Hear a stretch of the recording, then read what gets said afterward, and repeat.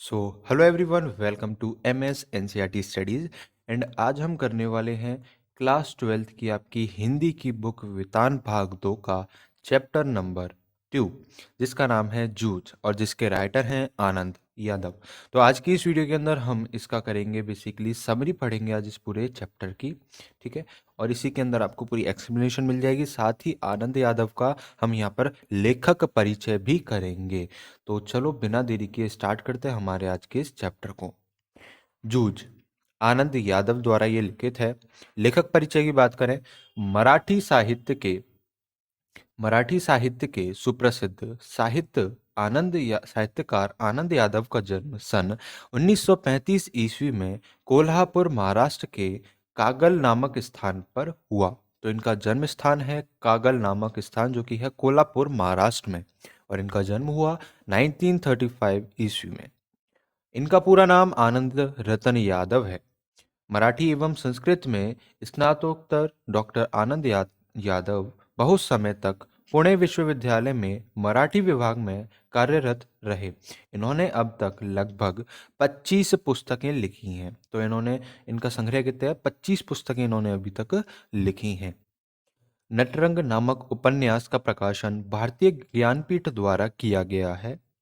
Doctor Anand Yadav के उपन्यास के अतिरिक्त कविता संग्रह, समालोचनात्मक निबंध आदि पुस्तकें के भी प्रकाशित हैं।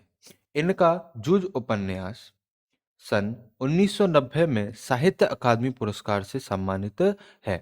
ठीक है, इनकी रचनाएं रचनाओं की मराठी के साहित्यकारों, समालोचकों एवं प्रबुद्ध पाठकों ने भरपूर प्रशंसा की है। अब यहाँ पे इनका जो हमारा लेखक परिचय वो होता है समाप्त। ठीक है, यहाँ पर हमारा लेखक परिचय हो गया समाप्त, और अब हमारा स्टार्ट होता है पाठ का सार, जो कि है जूझ। ठीक है, तो स्टार्ट करते हैं जूझ। जूझ पाठ डॉक्टर आनंद यादव के बहुचरित्र एवं प्रशंसित आत्मकथा उपन्यास का एक अंश है। इसमें एक किशोर के देखे और भोगे गए गंवाए जीवन का यथार्थ एवं निश्चसनीय चित्रण किया गया है। इसका सार इस प्रकार है। ठीक है, अब यहाँ से सार स्टार्ट होता है। लेखक की व्यवस्था। लेखक यहाँ पे क्या है? विवश। लेखक की व्यवस्था यहाँ पे बताई गई है। चौथी कक्षा पास करके पांचवी में प्रवेश लेने के बाद कथानायक लेखक आनंद को उसके पिता ने पाठशाला जाने से रोक दिया। ठीक है, तो यहाँ पर अब जब जो हमारा लेखक है वो चौथी कक्षा पास कर चुका है, पांचवी में प्रवेश लेने के लिए वो गया, तब उसके पिताजी ने क्या किया? उसकी पाठशाला जाना ही रोक दिया। और क्यों रोका? और खेती के काम में लगा दिया। ठीक है, रोक दिया और खेती के कामों में उसे ढकेल दिया, उसको लगा दिया। परंतु उसे लगा कि जन्म भर खेती का काम करने पर भी कोई लाभ नहीं रहेगा। परंतु जो लेखक है उसको लगा कि अगर मैं जीवन भर भी इस खेती के काम को करूं तो भी कोई लाभ नहीं होगा मेरे को। यदि पढ़ लिख कर नौकरी लग जाएगी तो भविष्य बन जाएगा। उसे क्या लगा? अगर मैं पढ़ लूंगा लिख लूंगा तो मेरी नौकरी लग जाएगी, और नौकरी लग जाएगी तो मेरा भविष्य भी अंधकार से हटके एक उज्जवल भविष्य मेरा बन जाएगा। इसलिए लेखक ने अपनी माँ से पढ़ने की इच्छा जताई। अब पिताजी ने तो पाठशाला ही जाना ही बंद कर दिया, पढ़ना तो छोड़ो, पाठशाला ही जाना बंद कर दिया। अब इसलिए उन्होंने क्या किया? अपनी माँ से पुकार की कि मम्मी, मेरी जो है इच्छा है पढ़ने की। ठीक है, तो लेखक ने क्या किया? अपनी माँ से एक बात ये कही। अब किस तरीके से कही? माँ के साथ दत्ताजी राव के पास जाना। अब उस गांव में एक दत्ताजी राव थे जो कि इनके पिताजी को बहुत मानते थे, यानी इनके जो पिताजी हैं उनको बहुत मानते थे, वो उनसे बड़े थे। ठीक है, एक बार माँ को एकांत में पाकर लेखक ने अपनी पढ़ाई की बात चला दी। जब माँ एक बार एकांत में थी, ठीक है, वो भी बैठा था और कोई पास में नहीं था, तो उन्होंने क्या किया? अपनी पढ़ाई की बात चला दी। क्या? कि माँ, मुझे पढ़ना है, आगे जाना है, स्कूल जाना है, नौकरी लेनी है।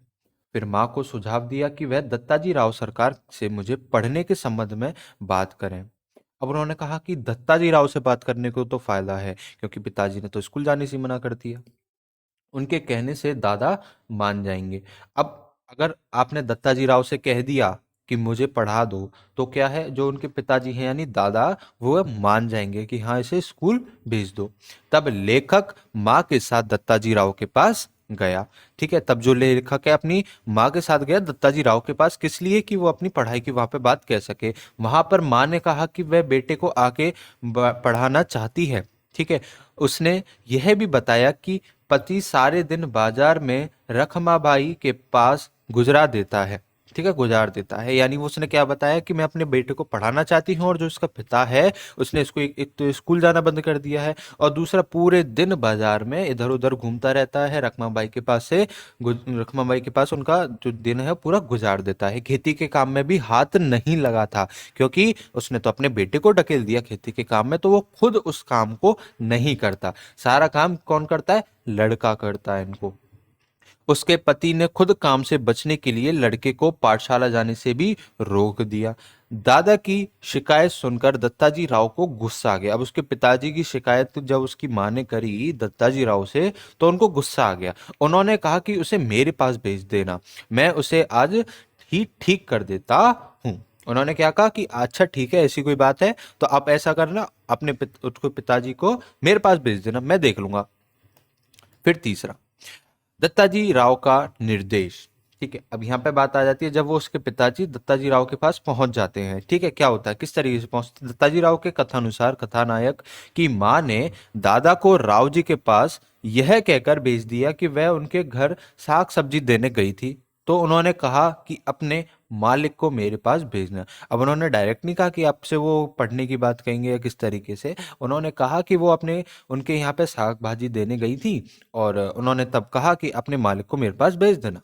तब दादा वहां पर तुरंत चला गया। ठीक है, अब ये बात कौन बोल रहा है? ये हमारे लेखक बोल रहा है कि जब दादा जो है उस बात को सुनकर तुरंत वहां भाग गया। दत्ताजी राव की योजना के अनुसार कुछ देर बाद लेखक भी वहां पर गया।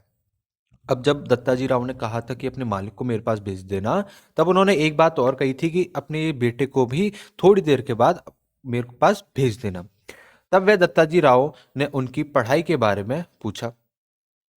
जब लेखक पहुंचा तो दत्ताजी राव ने उसकी पढ़ाई के बारे में पूछा, तथा पढ़ाई छोड़ देने पर दादा को जमकर फटकारा।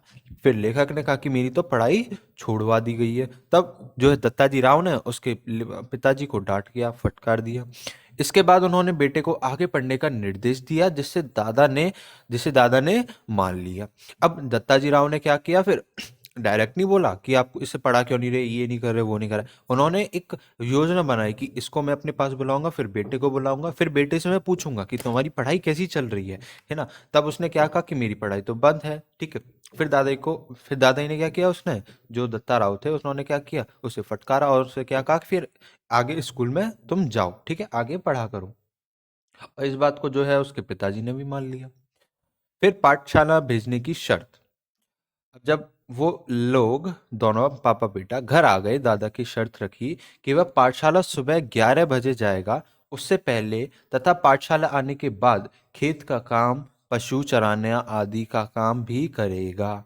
अब लेकिन जब दत्ताजी राव ने भेज दिया, ठीक है तुम्हें कल से स्कूल जाना है, बट जब उसके पिताजी घर आए तो उन्होंने एक उसके सामने शर्त रख दी कि तुम स्कूल तो जाओगे, बट पाठशाला जाने से पहले सुबह क्या करोगे? काम करोगे, खेत का काम करोगे। 11 बजे स्कूल जाओगे तो उससे पहले खेत का काम करके जाओगे, और आके जो है पशु चराने आदि का काम करोगे। काम अधिक होने पर कभी कभी छुट्टी भी लेनी पड़ेगी। अब उन्होंने एक शर्त और रख दी कि अगर काम अधिक हुआ तो तुम्हें छुट्टी भी लेनी पड़ेगी। लेखक ने सभी शर्तें मान ली। अब लेखक जो था वो पढ़ना चाहता था, इसलिए उसने क्या किया कि हाँ ठीक है कोई दिक्कत नहीं है, उसने जो है सभी शर्तें अपने पिताजी की मान ली। कक्षा में प्रवेश। अब जब वो स्कूल जाता है, लेखक 5वीं कक्षा में जाकर बैठने लगा। कुछ शरारती लड़कों ने लेखक की खिल्ली उड़ाई। अब जब वो नेक्स्ट डे स्कूल में पहुंचा, तब क्या हुआ, कुछ शरारती लड़कों ने उसकी खिल्ली उड़ाई, उसका गमछा खींचकर मेज पर पटक दिया। वो गमछा पहन के गया था और उसे खींचकर उसके गले से और उसे बेंच पे पटक दिया। बीच में छुट्टी के समय उसकी धोती खींचने की कोशिश की। ठीक है, छुट्टी के टाइम पे क्या की, उसकी धोती खींचने की कोशिश की, यानी शरारती बच्चे थे तो उससे उसका मजाक उड़ाए। ठीक है, उसे परेशान करने लगे, तंग करने लगे। तब गणित के शिक्षक ने उस उन शरारती लड़कों को डांटा, फटकारा। अब इस बात को देखकर गणित के जो शिक्षक थे उन्होंने क्या किया, उन लड़कों को फटकार दिया। कक्षा में वसंत पाटिल नाम का एक लड़का था।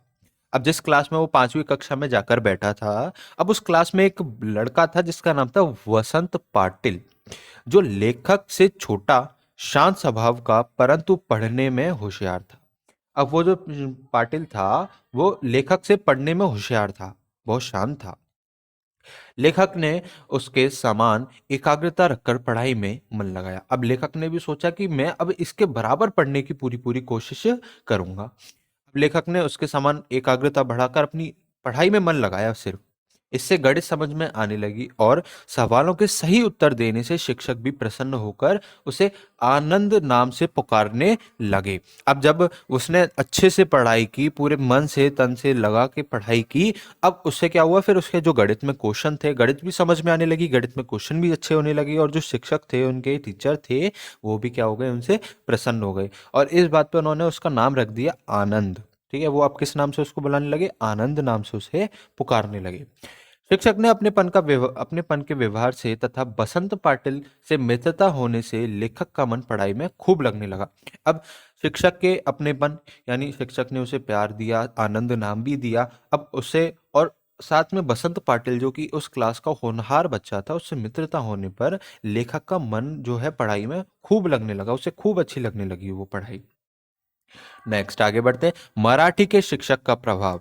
ठीक है, मराठी के शिक्षक, एक सेकेंड, यस, सो मराठी के शिक्षक का प्रभाव। मराठी के शिक्षक न व सौदालगेर बहुत तन्मय होकर पढ़ाते थे। वे कविता पढ़ाते समय कुछ छंद, लय, गति से पढ़ाते थे। यहाँ पर तन्मय मतलब वो बहुत खो जाते थे, जो भी वो पढ़ाते थे उस बात में खो जाते थे, डीप तक पहुंच जाते थे। और वे जो कविता पढ़ाते उस टाइम पे छंद, लय, गति से वो पढ़ाने लगते थे।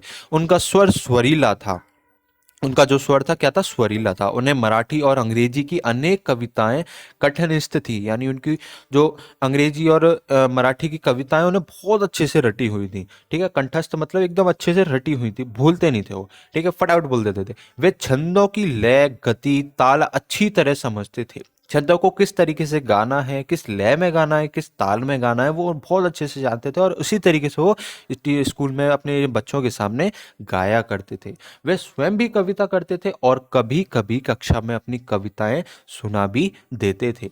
अब वे खुद भी कविता लिखते थे और कभी कभी अपनी जो कविताएं उन्होंने बनाई हैं वो बच्चों को सुना भी दिया करते थे। उनके प्रभाव से लेखक भी खेत में काम करते समय हाव भाव, गति, यति के साथ कविताएं गाने लग गया था। अब जो लेखक था उसका जो टीचर पर बहुत प्रभाव हुआ। ठीक है, जो टीचर था ना, उसका लेखक पे बहुत प्रभाव गया।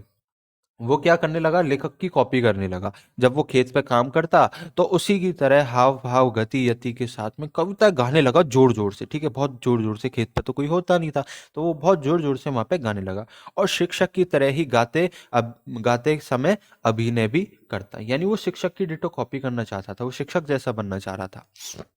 नेक्स्ट, कविता पाठ का प्रारंभ। इस तरह खेत में काम करते, पशुओं को चराते समय कथानक कविता पाठ करता हुआ मस्त रहने लगा। ठीक है, अब उस तरीके से अब वो अपने टीचर को कॉपी कर रहा था, तो खेत पर वो अपनी कविताएं करता और मस्त रहता बेसिकली। उसे एकांत में ऊंचे स्वर में कविता को अभिनय के साथ गाते रहना अच्छा लगता था। उसे क्या अच्छा लगता था कि एकांत, यानी कोई आसपास ना हो, और कविता को बहुत जोर जोर से अभिनय के साथ में वो गाए। उसने कविता गाने की अपनी पद्धति भी अपनाई। अब उसने क्या किया, कविता गाते गाते गाने की भी अपना पद्धति जो है अपना ली खुद से। शिक्षक ने उसका कविता गायन सुना तो पाठशाला में छठी सातवीं के छात्र के सामने तथा एक समारोह में भी उसे गवाया। अब जब टीचर ने, शिक्षक ने उसका वो गाना देखा, किस तरीके से वो गा रहा है बच्चा, तो टीचर को भी बहुत अच्छा लगा। और छठी सातवीं यानी उसकी क्लास से ऊपर की जो क्लास है उनके बच्चों के सामने तथा समारोह में भी उसे जो है गवाया। इससे लेखक का आत्मविश्वास बढ़ा और वह स्वयं भी छोटी छोटी कविताएं रचने लगा। अब इससे क्या हुआ, लेखक बहुत मोटिवेट हो गया और छोटी छोटी शॉर्ट स्टोरी टाइप में वो अपनी कविताएं लिखने लग गया। वह आसपास के फूलों, फसलों पर कविता बनाता और उनको गुनगुनाता। ठीक है, खुद से वो कविता बनाता, कोई भी वर्ड थे, है ना, कोई भी जो उसके दिमाग में आ रहा है बेसिकली उसको लिखता, गाता, उनको गुनगुनाता खूब जोर जोर से आवाज में। उन बनी कविताओं को शिक्षक के पास जाकर दिखाता भी। अब जो उसने कविताएं बनाई हैं, जिस तरीके से टीचर उसे स्टूडेंट को दिखाते थे, ऐसे ही वो अपनी कविताओं को शिक्षक को दिखाने लगा। इस तरह कवि और कविता के बारे में उसके ज्ञान का विस्तार हो गया। अब वो इस ये सब करते-करते वो क्या हुआ, उसे बहुत अच्छा लगने के लगा और कविता के बारे में उसका जो ज्ञान है वो बढ़ने लगा। 8th शिक्षा द्वारा प्रोत्साहन। ठीक है, शिक्षक द्वारा उसका प्रोत्साहन। कथानक द्वारा रची गई कविताओं को देखकर मराठी का शिक्षक उसे शाबाशी देता और फिर उसे कविता रचने के विषय में समझाता। अब टीचर को जब वो दिखाता अपनी कविताओं को, जो मराठी का टीचर था वो उसे बहुत शाबाशी देता और फिर कविता रचना के विषय में कुछ समझाता कि इस तरीके से करो, इस तरीके से मत करो। ठीक है, ये विचार लाओ अपने अंदर। तो ये सारी चीजें वो उसको समझाता अच्छे से। उन शिक्षक जी के प्रोत्साहन से कविता की भाषा, छंद, भाव आदि के संबंध में बार बार समझाते रहने से और कविता संग्रह की अनेक पुस्तकें देने से लेखक के ज्ञान का विस्तार होता रहा। अब जब वो जो टीचर थे, जो शिक्षक जी थे, उसे प्रोत्साहन कर रहे थे, कविता की भाषा, छंद, भाव आदि के समझा रहे थे, किस तरीके से गाना है वो समझा रहे थे। अब उन्होंने कुछ फिर पुस्तकें भी दी। तो अब उससे क्या हुआ, लेखक का जो ज्ञान है वो बहुत विस्तार हो गया। ठीक है, किसके प्रति, कविता संग्रह के प्रति, कविता के बारे में किस तरीके से उसे बनाना है, गाना है, वो सारी चीजें उसे बहुत अच्छे से आने लग गई। इससे उसकी भाषा का परिष्कार हुआ, छंद, अलंकार आदि का ज्ञान बढ़ा और तब उसके मन में कविता रचना के कोई मधुर बाजा बजता रहा। अब इससे क्या हुआ, उसका ज्ञान बढ़ गया और साथ में उसके मन में कविताएं रचना भी आरंभ हो गया। कविता वो पहले भी गाता, अब और अच्छे से वो कविताएं जो है गाने लग गया। ठीक है, तो यहाँ पर ही हमारे इस चैप्टर की होती है समरी एंड। आई होप आपको अच्छी लगी होगी। नेक्स्ट वीडियो में हम क्या करेंगे, इसके क्वेश्चन एंड आंसर्स भी करेंगे। So till then keep learning, keep enjoying, और हम मिलते हैं इसकी नेक्स्ट वीडियो में। Thank you so much for watching. Good bye.